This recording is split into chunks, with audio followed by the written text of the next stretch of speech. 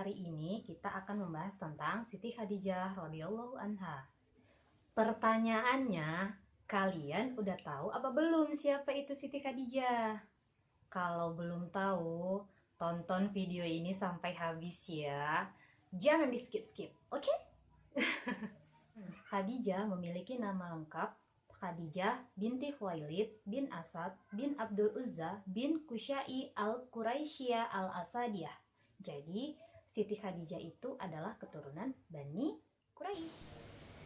Imam Al-Bukhari meriwayatkan dari jalur Ali bin Abi Thalib bahwa Rasulullah Shallallahu Alaihi Wasallam bersabda, wanita yang paling baik pada zamannya adalah Maryam alaihi salam, dan wanita yang paling baik pada zamannya adalah Khadijah.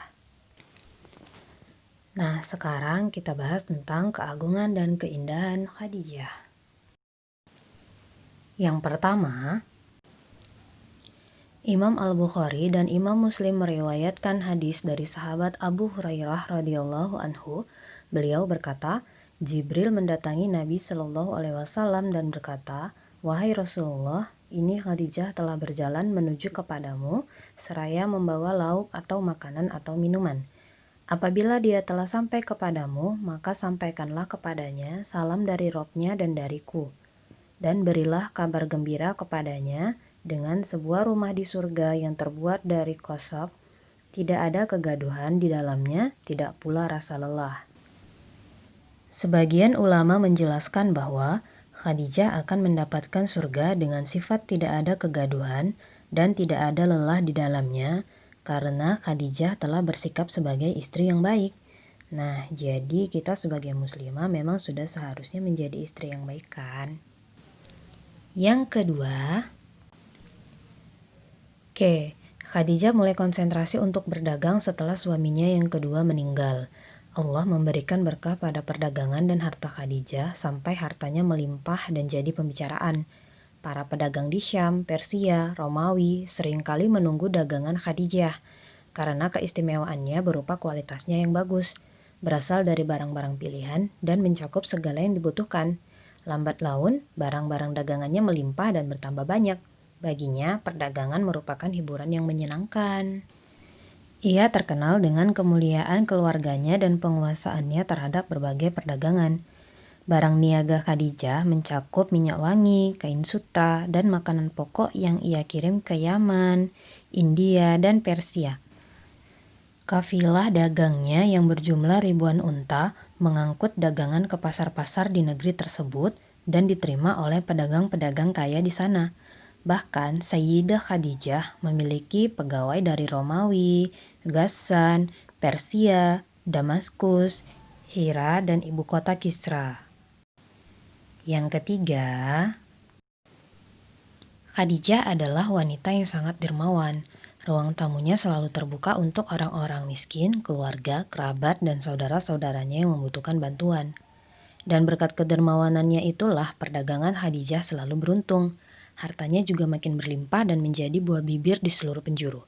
Hati, jiwa, dan tangannya tidak dipergunakan kecuali apa yang diridhai Allah Subhanahu wa Ta'ala. Ia sama sekali tidak terpukau dan silau oleh banyaknya harta atau dikuasai oleh kekayaannya. Ya Allah, semoga kami menjadi muslimah yang kaya raya dan dermawan seperti Khadijah. Amin. Yang keempat, At-Tabrani meriwayatkan dari Ibnu Buraidah dengan perawi-perawi dari ayahnya, ia menuturkan, orang pertama yang masuk Islam bersama Rasulullah Shallallahu Alaihi Wasallam adalah Khadijah dan Ali bin Abi Thalib. Abu Hasan bin Atsir berkata, Khadijah adalah makhluk Allah Subhanahu wa Ta'ala yang pertama kali masuk Islam berdasarkan ijma' kaum muslimin. Tidak ada seorang lelaki dan perempuan pun yang mendahuluinya.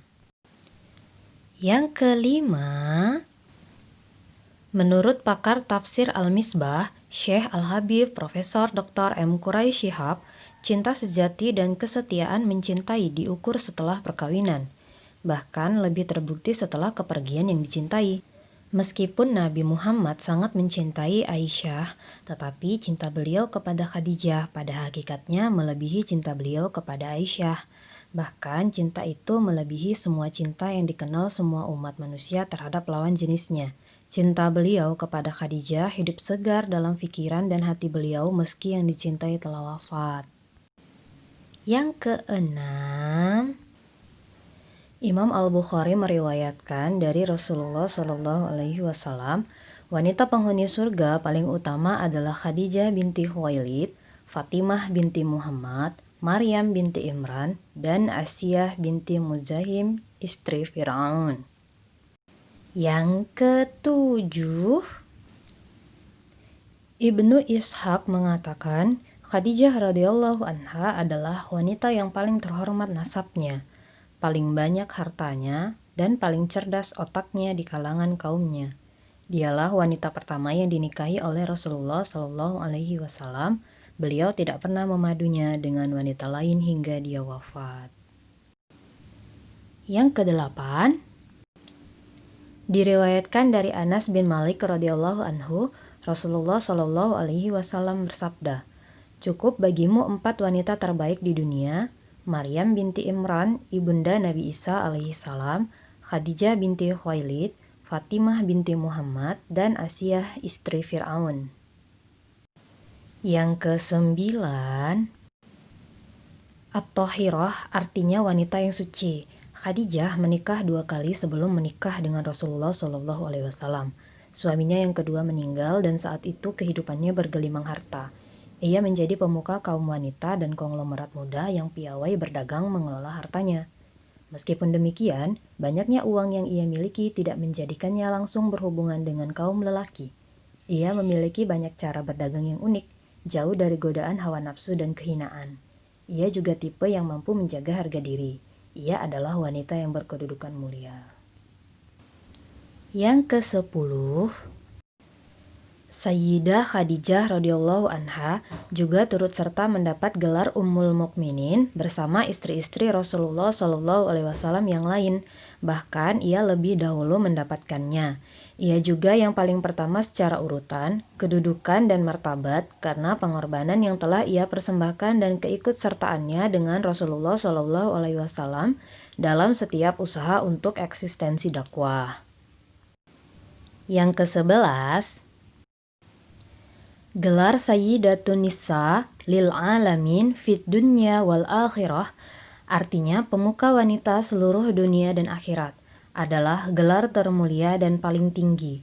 Gelar tersebut tidak didapatkan wanita-wanita dari umat Muhammad Sallallahu Alaihi Wasallam, baik istri-istri Nabi atau yang lain, kecuali Khadijah dan putri Nabi Fatimah.